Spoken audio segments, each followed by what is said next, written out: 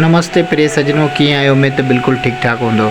जी हाँ दोस्तों, अॼु जेका आहे अॼु ख़ासि टॉपिक खणी आया आहियूं। ख़ासि टॉपिक इहो आहे त रामापीर मंदर ते वेंदड़ जथनि जे बारे में।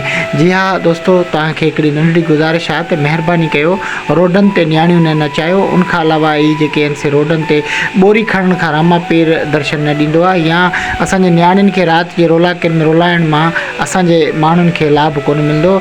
ऐं तव्हां सोचे सघो था त जेके सुधरियल क़ौमूं आहिनि उहे कॾहिं बि अहिड़ी ग़लतियूं न आहिनि कंदियूं।